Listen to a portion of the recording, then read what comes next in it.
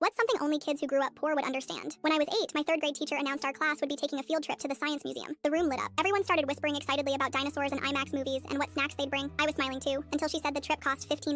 That night, I watched my mom stand at the kitchen counter, counting out grocery money in piles of singles and coins. She looked tired. Her jaw was tight like it got when bills came in. I stood there, silently holding my permission slip. "Mom, I need $15 for the field trip," I finally said. She didn't answer right away, just stared at the paper, blinking slowly. Then she sighed and said, "I'll figure something out." The next morning, I found an envelope with my name on it inside my backpack. It was fat and heavy. Inside was exactly $15. Quarters, dimes, nickels, a couple of pennies taped to a sticky note to keep them from falling out. No bills. I didn't understand at the time, but years later, I realized she'd emptied the change jar she kept in the back of her closet, the one labeled emergencies. At school, when I handed the coins to my teacher, a few kids saw, "Did you rob a vending machine?" One of them laughed. Another whispered, "You know money doesn't have to be dirty, right?" I didn't say anything, just stood there while my face burned hot. I remember trying to hold the envelope low, hoping no one else would notice. That weekend, my mom made boxed mac and cheese for dinner, but she didn't eat any. She told me she wasn't hungry, just tired. I believed her until I opened the fridge later that night and saw nothing inside except a carton of eggs and half a bottle of ketchup. The field trip was great. I still remember standing under the life-size T-Rex skeleton and thinking it was the coolest thing I'd ever seen. But even at 8, part of me knew the price of that day. Years later, I became a teacher. Different school, different kids, but the same field trip, same $15. One day, I passed out permission slips and noticed one of my students, a quiet girl named Alina, staring down at hers like it had insulted her. She didn't say anything, just folded it neatly and slid it into her folder. 2 days later, her mom dropped off an envelope filled with coins, mostly nickels. The envelope was hand-decorated with stickers, a little heart in the corner. When I opened it later, I saw $15 in exact change, plus a note in shaky handwriting that read, "Thank you for letting her go." I recognized the look in her mother's eyes when she handed it to me, that mix of pride and worry. I recognized the silence in Alina's posture, the way she avoided eye contact during lunch that day. It was like looking into a mirror I didn't know I'd left behind. That afternoon, I went out and bought a mason jar and a label maker. I wrote Field Trip Fund and stuck it on the front. I dropped in $100 of my own cash and set it on the corner of my desk. Quietly, I mentioned during morning announcements that if anyone ever needed help with trip fees, they could take what they needed from the jar. No questions, no names.